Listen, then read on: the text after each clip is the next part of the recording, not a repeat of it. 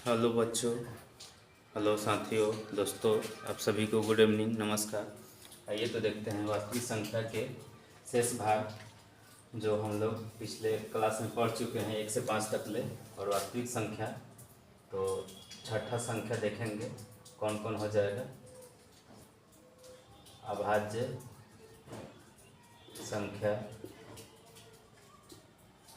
अभाज्य संख्या के बारे में जानेंगे। अभाज्य संख्या को रूढ़ संख्या भी कहा जाता है।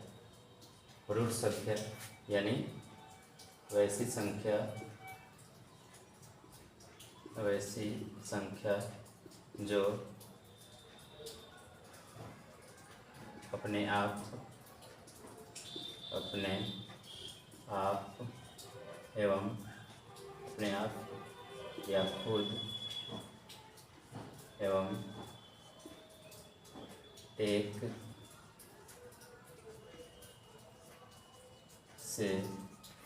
से विभाज्य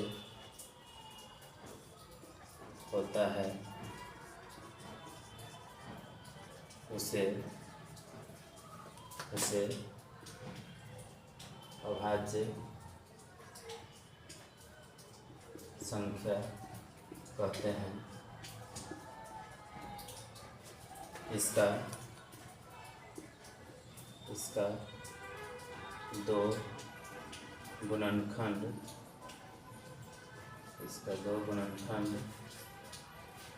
होता है, जैसे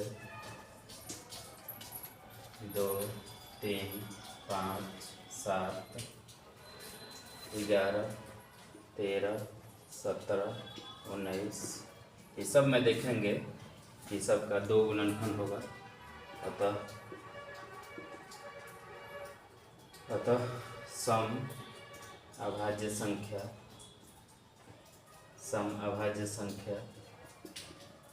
2 होता है, जो एक वीवीआई क्वेश्चन है जो हर एग्जाम में पूछता है, चाहे वो VVI important question, very very important question है। इसके बाद से जानेंगे 7 नंबर में यौगिक या इसी को बोलते हैं भाज्य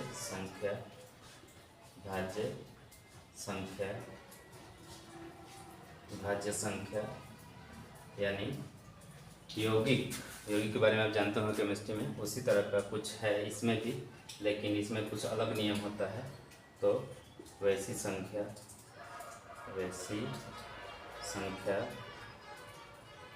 जो 2 से अधिक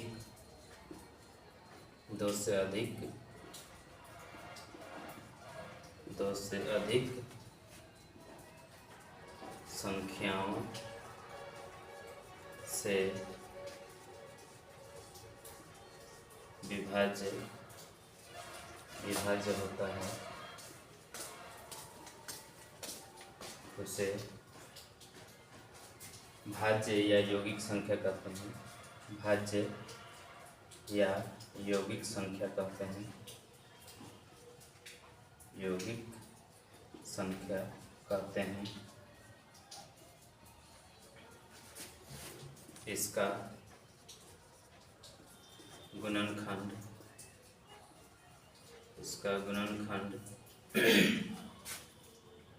2 से अधिक होता है। 2 से अधिक होता है। जैसे में समझेंगे, जैसे में क्या हो सकता है, तो 2 से अधिक इसका गुणनखंड होगा, न 1 का होगा, न 2 का होगा, न 3 का होगा तो किसका होगा, तो 4 का होगा, 6 का होगा, 8 का होगा, 10 का होगा, 10 का, 8 का, 9 का भी हो जाएगा 2 से अधिक गुणनखंड, 9 का, 10 का हो जाएगा, 12 का हो जाएगा। इसी तरह बहुत सारा जो होगा यौगिक संख्या के गुणनखंड के रूप में। तो अतः प्रथम भाज्य संख्या क्या हो जाएगा, तो 4 हो जाएगा। इस तरह भाज्य संख्या का परिभाषा आप इस तरह बता सकते हैं कि क्या हो सकता है। तो इस तरह भाज्य और अभाज्य संख्या हुआ इसके बारे में, और आज आगे जानेंगे। छठा नंबर,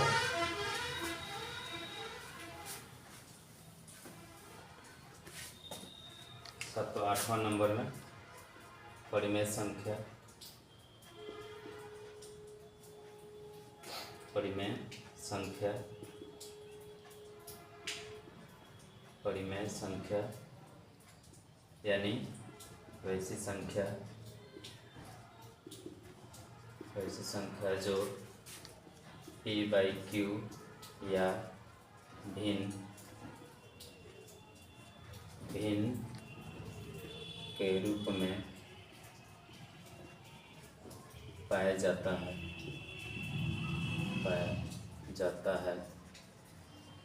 इसे परिमेय संख्या कहते हैं। इसे परिमेय संख्या कहते हैं। परिमेय संख्या कहते हैं जहाँ q is not equal to 0 नहीं होना चाहिए। q 0 नहीं होना चाहिए। q is not equal to 0, इस तरह ये हो जाएगा।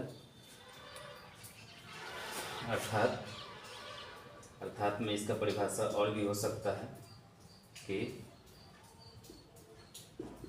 वैसी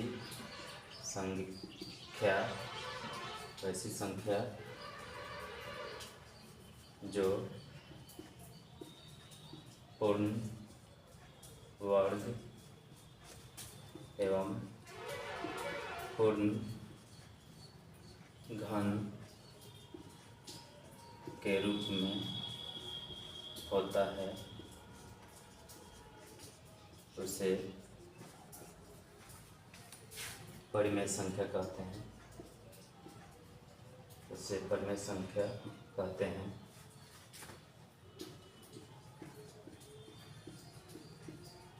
इसे Q से सूचित किया जाता है। इसे Q से सूचित किया जाता है। इसे Q से सूचित किया जाता है। जैसे में अगर देखा जाए तो क्या हो जाएगा, कोई भी संख्या हो जाएगा बशर्ते कि वह पूर्ण वर्ग में हो, पूर्ण घन में हो और परिमेय संख्या यानी बाटा के रूप में हो। जैसे 1 भी हो जाएगा, 2 भी हो जाएगा, 3 भी हो जाएगा, 5 कुछ भी, √4, √9 और Q बराबर ये सब हो जाएगा etc। ये सब संख्या को बोल सकते हैं कि क्या है, परिमेय है। उसके बाद 9 नंबर में 9 नंबर से पहले हम लोग क्या पढ़ चुके हैं, 6 7 पढ़ लिए। 6 7 के बाद 9 नंबर में अगर देखा जाए तो अभाज्य, चाहे सहभाज्य नहीं तो अभाज्य परिमेय संख्या पढ़ लेते हैं, उसके बाद पढ़ लेंगे परिमेय संख्या।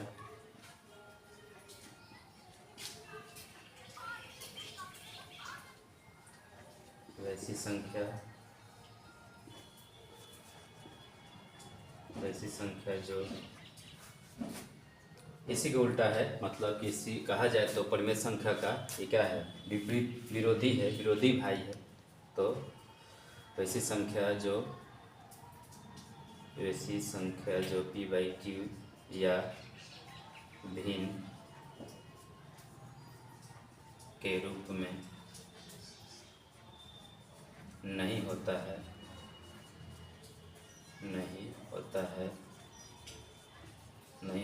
उसे अपरिमेय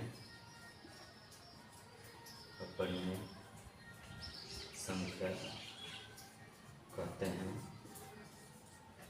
इसे किसी से सूचित नहीं किया जाता है, यह पूर्ण वर्ग में नहीं रहता है, पूर्ण घन में भी नहीं रहता है। जैसे में क्या हो जाएगा, √2 हो जाएगा, √3 हो जाएगा, √5 हो जाएगा, √6 हो जाएगा, etc। मतलब जिसका वर्गमूल, जिसका घनमूल नहीं निकलता है वो सब हो जाएगा क्या, अपरिमेय संख्या। इसलिए इस प्रकार से हुआ। इसके बाद हम लोग जानेंगे कौन जो लास्ट वाला संख्या है तो क्या हो जाएगा, सह अभाज्य संख्या। जो देखा जाए तो अभाज्य संख्या का छोटा भाग है, तो इसके बारे में जानेंगे 10 नंबर में। सह अभाज्य संख्या, सह अभाज्य संख्या। सह अभाज्य संख्या देखा जाए तो क्या हो जाएगा, भाज्य संख्या का ही दूसरा रूप है। तो वैसी संख्या युग्म, या इसी को जोड़ा बोला जाता है, वैसी संख्या युग्म जो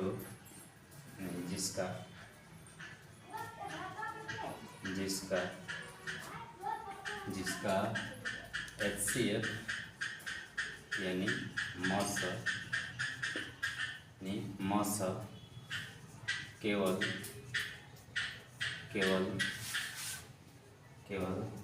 एक होता है, उसे मसा तो निकालने आता ही होगा।